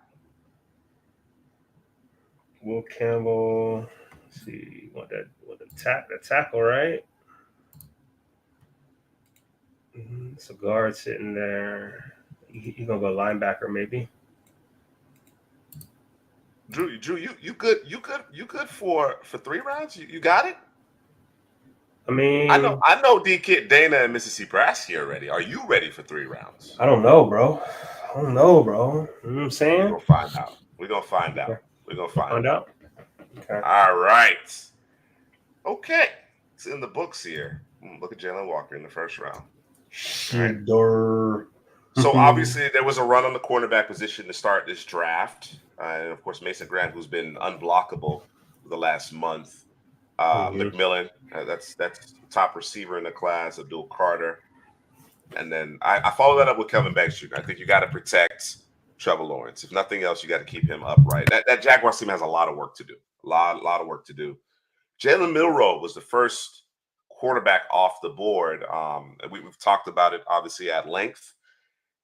Wouldn't take him ahead of Cam Ward or Shador. In fact, I believe Jalen Milroe should go back to school. But that obviously gave D Kit an opportunity to select his preferred quarterback. 9th overall to the Giants. Drew, you picked 17th overall. The Bucks have question marks in terms of their pass rush, and Nick Scorton certainly can bolster your pass rush. Mississippi Brassey got quarterback 1 in this class, and Cameron Ward with the 20th overall pick. So that worked out very nicely. Malachi Starks to Dana's Cardinals. Dana didn't quite make it into this mock draft, so we're gonna run it back. But you gotta be comfortable with Malachi Starks. You may not be in love with it, but you got to be comfortable with that particular selection. So I like it. I like it. I don't understand Detroit selecting Quinn Ewers. That doesn't make any sense to me. Ashton Jenkins to the Vikings is interesting. Carson Beck to the Steelers. Okay. Tyler to the Bills made a lot of sense. It's not a bad first round. A couple question marks here that, there's your guy, Dick Kid, to Cario Davis to the Falcons. All right. Let's do it again. Let's stop sharing for a second. And I'm going to load up once more. I lost your audio, Drew. My bad. I muted the mic. That draft went faster than any draft we've ever done, bro. That was crazy. Yeah, I'm with you, fearfully confident. No way. That's crazy. No, they already got 2 quarterbacks on the roster. Yeah, it's a wasted pick. All right. Let's see. They got Hendon Hooker over there, man. Create a room. Enter room name. Just give me the digits, bro. What is it? I'm gonna give you the digits. Y'all ready? Yeah. How much time we got? 2 minutes? Yeah. Okay. Same ID, I think. Oh, the same ID? No, it's not the same ID. It's a different ID. Okay. There we go. And your link. Who am I gonna? Wait. Did I do? You know what? Before we no. Starting over, folks. Starting over. Stop, Drew. Stop. Right. Everybody stop. All right. Juice screwed up and did 1 round again. We're gonna do 3 rounds. I'm gonna test 2 rounds, bro. No, we're gonna do 3 rounds. We're gonna test Drew. We're gonna test him. I'm gonna slow the draft speed down just a little bit. Okay. All right. Let me create this room once more. Use the maximum amount of players. We're gonna open it up to the public because we are for the people. All right, here we go. .com. There's your draft room ID. Thank you, sir. And here's your link. There, Dana is. Dana, first on the board. That's what I'm talking about.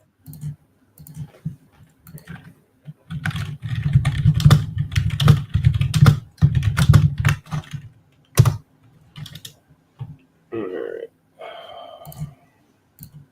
Let me get in here.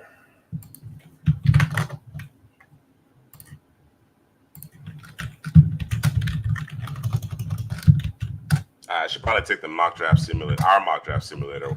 Confusing folks. Let me just take that off. Hit the like button though. Hit the like button. There we go. All right, good people. Fearfully confident. I see you. Let's go. Fearfully confident. Hey, he said I got to show the Lions how to do this thing. Y'all here picking quarterbacks and whatnot. I gotta show them how to do this thing. We still got almost 2 minutes, man. Who else is joining us? Where Headley at? Slap 5. He sleep, bro. He ready to get on the diamond. On the diamond, right? Ready to get on that diamond.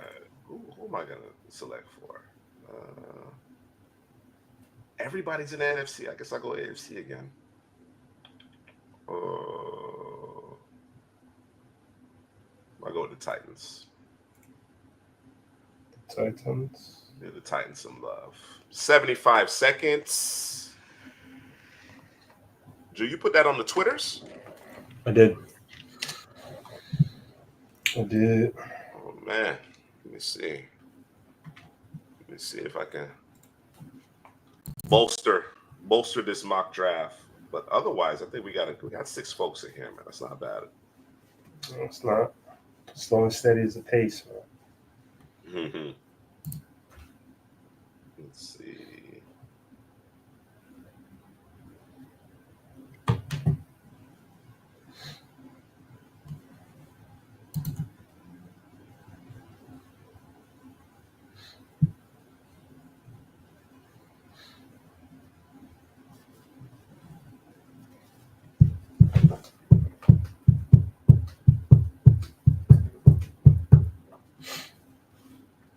All right, 15 seconds out, man. 3 rounds. See what y'all got.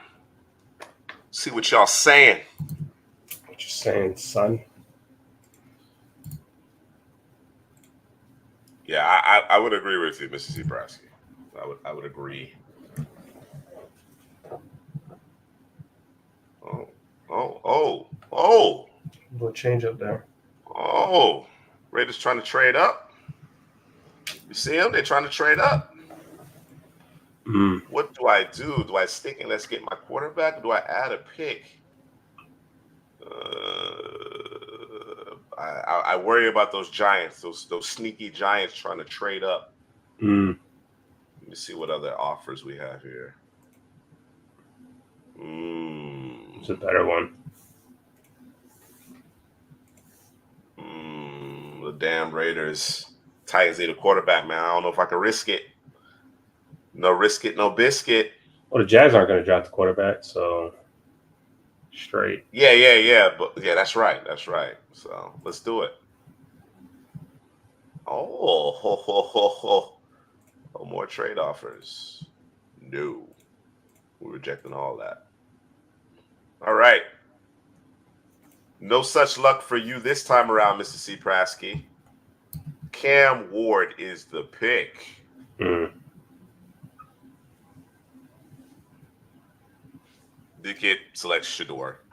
Yeah. Let's get it over with. Let's get it over with. Or is he looking at some trades? He might be considering some trades. Contemplating some trades. But he made the right decision. Okay, Dana, 13th overall. Shador, Shabon, Mason Graham, Sporting.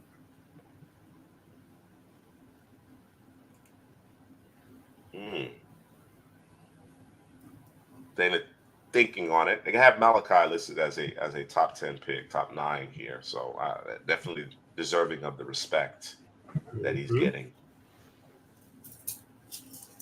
Don't know about these quarterbacks. You got Pierce at 18, which is nice. Eagles took Scorton. That's right. I think they traded up, if I'm not mistaken. The Jags wanted to ensure they got one of those corners.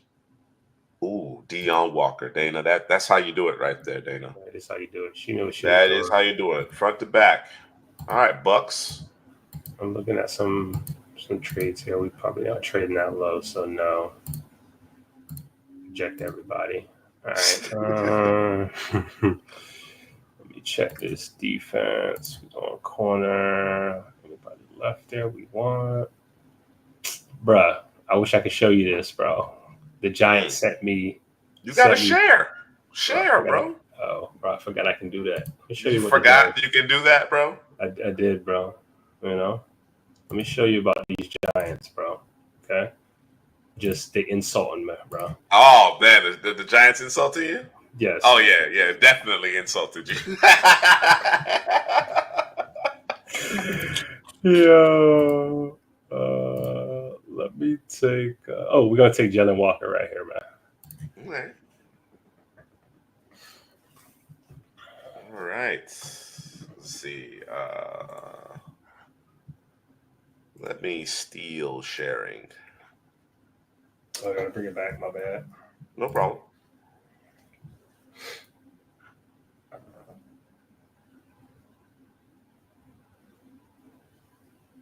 All right, fearfully confident. Show him how it's done. Will Campbell. Yeah, Mrs. C is in a catbird seat there, the 20th hole, man. He's getting his guys regardless. Sitting pretty. Trevion in the first round. I don't necessarily agree with that, but interesting. Isaiah Bond in Minnesota. Wow.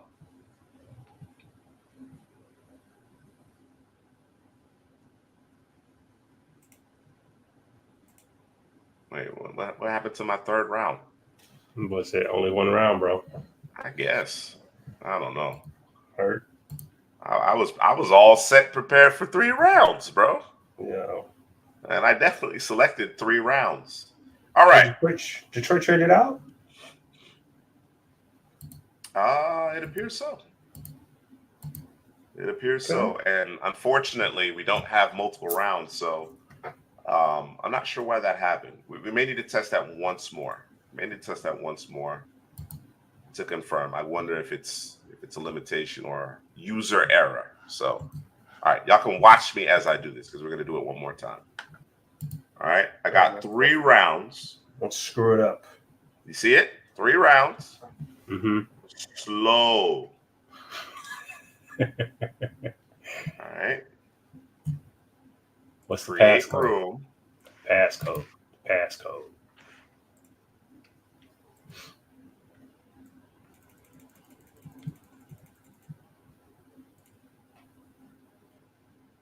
All right, here's your passcode. Wait. Mrs. Zebrowski said create room first. All right.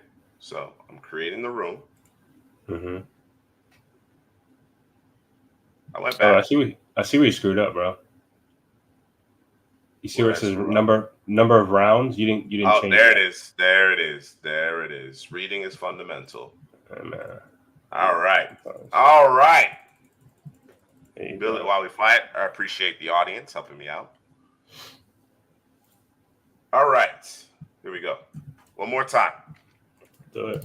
I don't know if I'm gonna get that sweet offer from the Jags again. You're not. I just have to go with a different team, bro. All right, one more time. Fearfully confident made his trade, didn't get to make his pick. One more time, folks.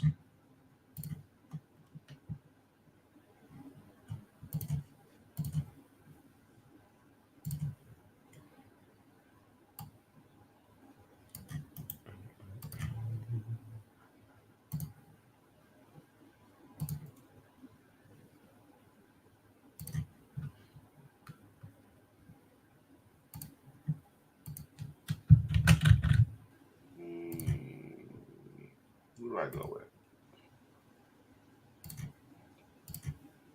Let's go with the Raiders this time. Raiders. All right.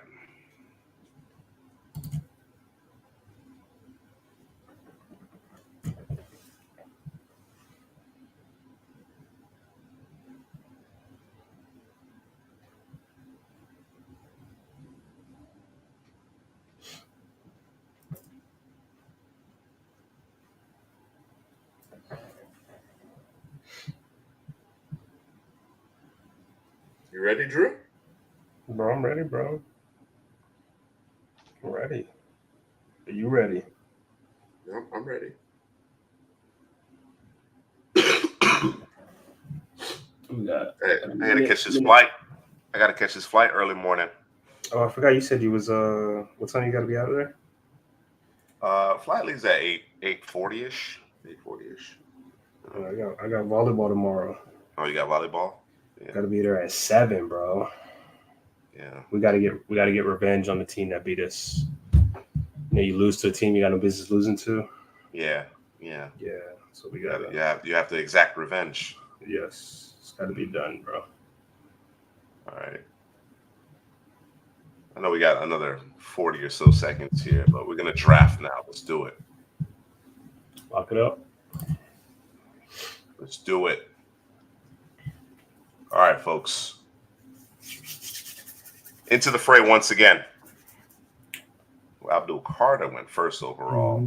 It's the first two, kind of the first three players, the two corners, and then Abdul Carter for the last two times. So, all right, so we will reject these, and we will take quarterback Cam one Ward. once more. Yes, sir. Cam Ward. Let's do it. Shador again. Mm-hmm. Okay. Deion Walker. I would imagine. She might go with Deion Walker. Is it scored? Mason Graham? Maybe Mason Graham. That was the other one. Graham. Yeah. Changed up on him. Okay. Emory Jones, they have Emory Jones as a top tackle. Interesting.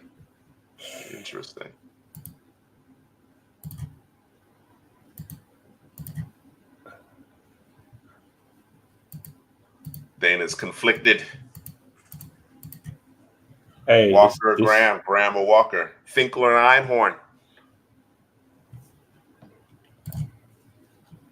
What will you do? Are you traded out? Traded out. Ooh. She liked the board. She likes the players on the board, so she traded out. Shrewd. I like it. Shrewd move. What's the Bears doing? I don't know. We're using the whole clock. 23 and 33 for 15 and 75. Yeah, you got to do it. You got to do it, Dana. You got to do it.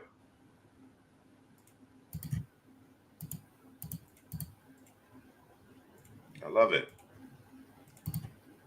All right, Drew. So San Francisco, that was a shrewd move. Unfortunately, I'm sure that would frustrate Mississippi practically to some degree. San Francisco traded up to get Will Campbell. Princely and Malachi Starks were your next selections. Or I don't know that San Francisco actually traded up. That's where the slot was. Mason Graham. The Bears traded up for Mason Graham, which makes a lot of sense. Put him next to Dexter and oof. Bro, this is what we do. This is what we're doing right here, bro. What you doing? I'm gonna show you, bro. This is what we're doing out here in these streets, bro. See my screen, bro? See my kid? See my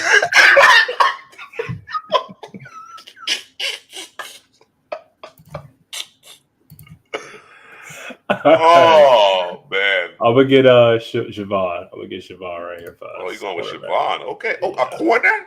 A corner? I thought you were good at corner.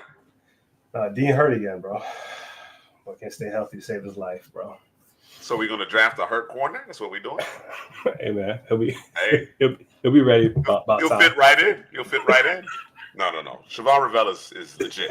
He's legit. It's unfortunate he got hurt. Yeah. Cleveland bit the bullet and traded up for a quarterback. Carson Beck. Okay. Kevin Beck's still there for you, Mississippi Nebraska. You're still in the catbird seat. Or are you considering a trade down?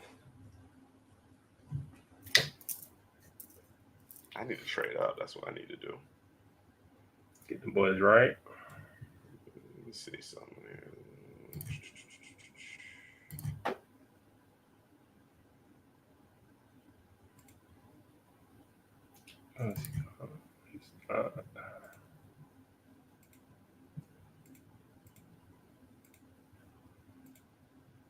Oh, my trade was rejected. You did something absurd with Kenneth Grant. Nebraska went in a different direction. Like it. Let's resume the draft. Kelvin Banks to Cario Davis. There now. Dana's once again on the clock. Let me see if the Ravens want to bite on my trade offer while Dana selects. Where is it? Okay, so confirm.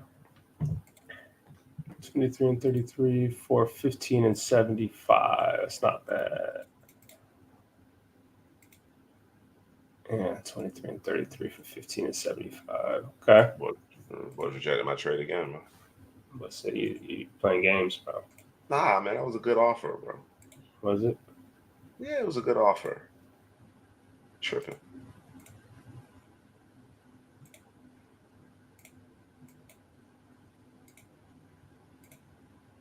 Fine.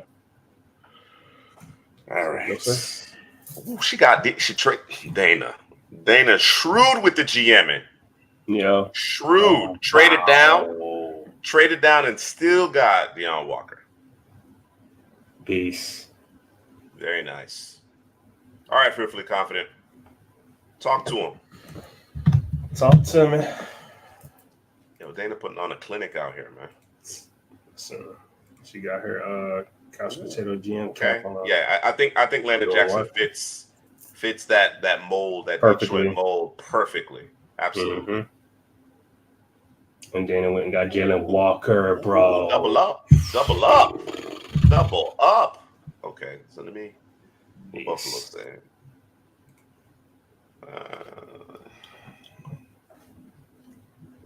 Hampton, Dennis Evan Stewart. They got Shamar Turner too low. Jordan Birch too low. Josiah Stewart too low. I'm gonna do it for the hell of it. Kyle Kennard too low. Buffalo wanted Trevion. Paul Ryland too low. Baron Searle too low. That is very much a Jaguars pick. Jordan Hancock. There's Emanawari to Kansas City. Damn Chiefs. They traded out of the first round, it would seem. Yeah, it looks like. They traded with the Jets. Mm-hmm. Just got their quarterback. All right. Dana's up again. Cleaning up. She is cleaning up. It's disgusting. Disgusting, bro. Disgusting. Yeah, they got a lot of guys Traded down. Too low, bro. Traded down from 15 to 23. Still got Walker, and then positioned herself to get the other Walker. Yeah. Clinic. I see D-Kid coming up on the clock here. Mm-hmm.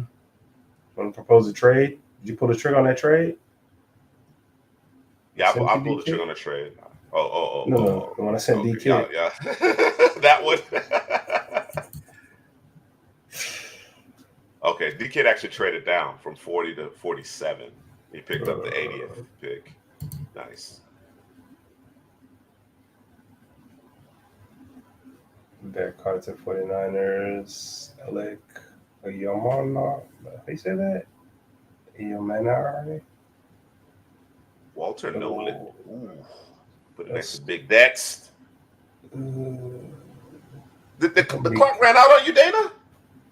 Hurt. The clock. Oh, Dana. I mean, Dennis Sutton's a good player. He's a good player, but the clock expired. All right, Drew, you're up. All right, D-Kid. I see you doing things, D-Kid. I see you. We traded down one spot. Traded down the spot, Drew? Traded down two more spots. I bet that's what we're about to do right here. Oh, you just trading down. Yeah, man. At 2026 capital? Okay. I am. Got a 3rd rounder and a 7th rounder. Okay, all right. I see you GMing. Mr. C traded down. I dropped 10 spots. Let me see. Okay, all right. Baron. Check on. The corner of Gelati. Gotcha. Let me get him, bro. They left him on the board for me. Let me get him. Extra tight end. Big time right there. Okay. Yes, okay. I like it. Is my guy Omari Hunt? Oh, yeah, the Chargers drafted him. Jerks.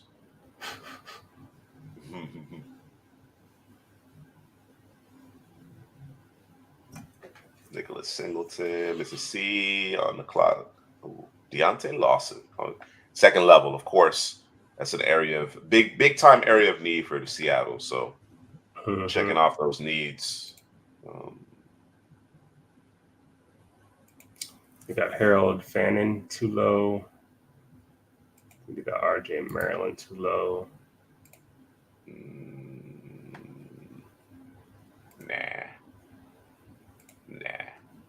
Let's see what we got here.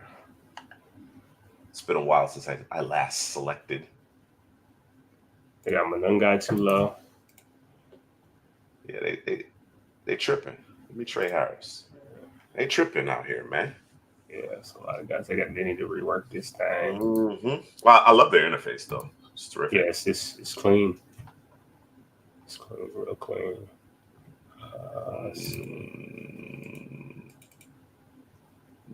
No, actually, that 20-26 second is intriguing, but no. See, DK, I see you got a that Jabbar, this guy. Got a stamp guy. Got a stamp guy, man. Oh, yeah, Jabbar. That's a hell of a pick right there. Yes, sir. Hell of a pick.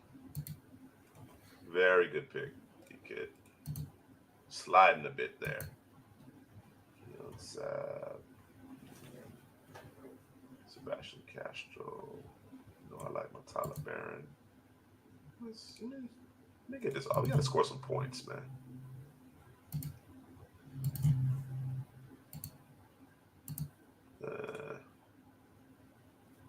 I was bigging him up. Earlier. Let's go with Jalen Royals, man. Give me Jalen Royals. I'm on him. Okay. Man, Fearfully confident on the clock. Let's see what these picks looking like, man. I got Cam Ward, Trey Harris. I got to get some weapons for Cam Ward, man. Man, come on. Who's over there right now? Nobody. Heard over there. All right. Dana doing yeoman's work. Although I think the clock expired on the 44th overall pick. Still a good player there with Dennis Sutton. Question is, who was she going to go with if she couldn't? Ashton Gelati or a corner. Ashton Gelati or a corner. Lennon Jackson, Tate Ratledge getting that beef up front in Detroit. I like it. Mm-hmm. I got to give D-Kid love, man. This is awesome, this collection of players he has. Mississippi Prasky doing this thing. You surprised me a little bit with the Kenneth Grant pick, but it makes sense. And the Deontay Lawson, I think we're higher than most. So excellent pick, 54th overall. And then you got Drew. You worry about no Dang. Drew's doing that work, bro. Oh, man. Sure, D-Kid. Why not? I tried to accept it, but it didn't work. Interesting. Give me Connell. Give me an Ursery. I want the size. Ursery? Okay. Oh. D-Kid was asking for the 72nd, not the 70th. So there you go, D-Kid. Got his guy, Manungai. I was considering Manungai. I was considering him. But I'm going to go with the size speed combo, I think. Take a quick look. Bro, I want to draft Fannin, bro. I really do. Bro, you can do it. Nobody's stopping you, bro. Nobody is stopping me. You're right. You seen the meme with your boy, Shadow LaBeouf? Go ahead. Nobody's stopping you. See what I mean? Come on, bro. Oh, man. Keon Sabb, Sebastian Castro. Ooh, Gelati. Barron. Give me Tyler Barron. No Titans. So my question for you is, I want to go edge. All right. Way too low on Shamar Turner. You mentioned that. Josiah Stewart, bro. Yeah, wow. That's it's just a lot out here, bro. Kyle Kennard. Yeah, it's an update. I'm sure that's coming. They definitely need to update. I'm gonna go with Kyle Kennard. That's what I'm gonna go with, bro. Okay. All right. I like it. I like everybody there, but recency bias for me. Recency bias. All right, Mr. C. What say you? Marion Brown to Washington. It's a little early for Marion Brown. Yeah, Gelati's a good pick. Nice pick. Mm-hmm. Nice pick. Caleb Johnson. I really thought about drafting Caleb Johnson. Look at that. Look at that. Look at that. This was a lot of fun. I enjoyed this. Cam Ward, Trey Harris, Jalen Rose, Ursary, Tyler Barron. Yeah, man. I prioritize my guy, Cam Ward, here, man. I had to prioritize him. All right, let me get the full results. Actually, let me see. Dana, beautiful trade from 15. Picks up the 23rd and the 33rd overall picks. Doubled up with the Walker boys, and then defaulted to Dennis Sutton. But again, a good player, quality player. Fearfully confident, meat and potatoes. Meat and potatoes. And the guys that, should contribute immediately. I think you can slot Tate Ratledge in, right? You move on from what's my guy's name? He's a little older now. It's kind of a stopgap measure with Jonah Jackson moving on. His name's escaping me. He played for the Bengals, he played for the Ravens. At any rate, I think Ratledge is your starting guard as early as 2025, maybe 2026, but certainly capable as of 2025. So I like it. Leonard Jackson help you out on that downward as Kevin Zeitler. Zeitler, there you go. There you go. I like these two picks here for the Detroit in particular. Good D Kid, man. D Kid just getting his guys, man. He did. That's all his guys. Yeah, man. Pluck Shador, made a trade or two.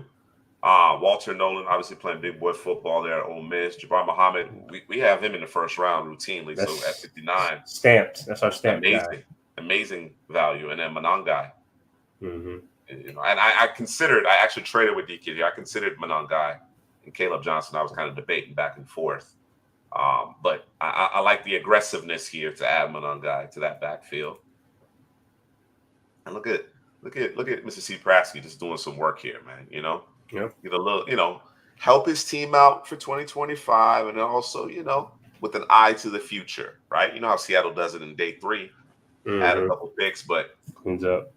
But that front seven, prioritize the front seven. You got Kenneth Grant, who, from a talent perspective, I don't know that there are more talented players, more gifted players than Kenneth Grant among the interior defensive linemen, right? I think Mason Graham, Walker are the best, but just in terms of just tools and ability, he doesn't have the same level of polish, but tools and ability, hard to argue with Kenneth Grant.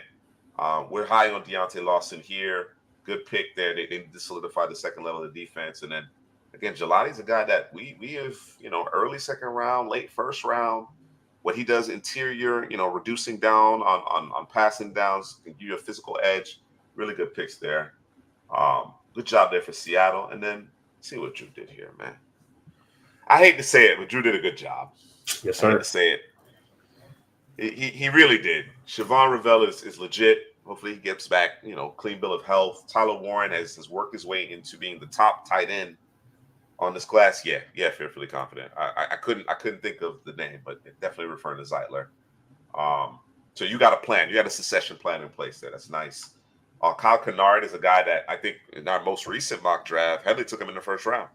Yeah. Right? He's been a big riser as he transferred from Georgia Tech over to South Carolina. And you managed to add a 3rd round pick next year as well as a 7th round pick. So nicely done. I you know what? I'm proud of you getting the corner, bro.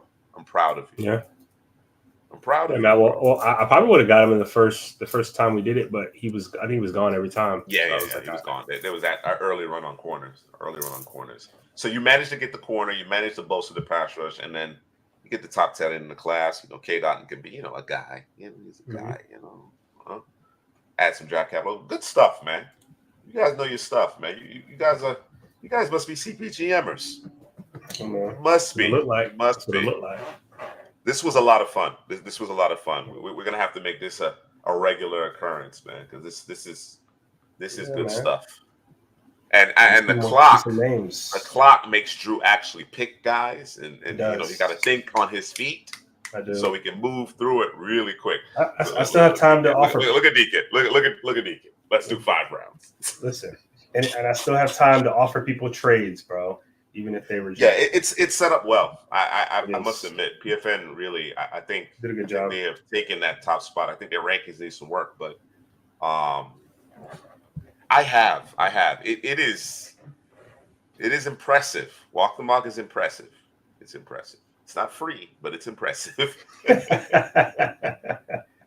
impressive. But from a free solution I like what PFN has to offer here. So good stuff. Good stuff. All right. That's gonna do it, folks.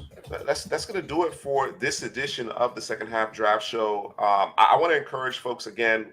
Hit the like button, subscribe. All right. Don't just don't just be lurking. Hit the like button and subscribe. All right. Don't be selfish. And if you're really about that life, if you're a real CPGMer, you know, and I'm not taking shots, and I appreciate you all, but really want to encourage you guys to join the Patreon. Right, the film study is invaluable.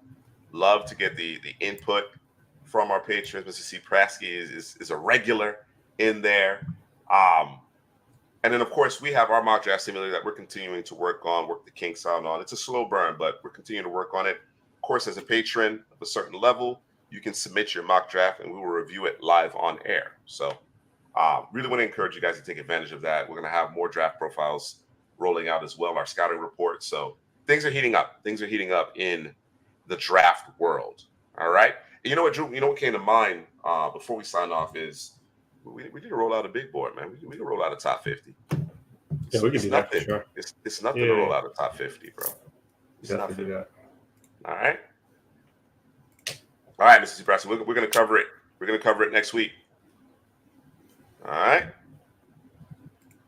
Appreciate you, Fearfully Confident. Dana, D-Kit, everybody watching, we appreciate you guys. We will see you guys next week.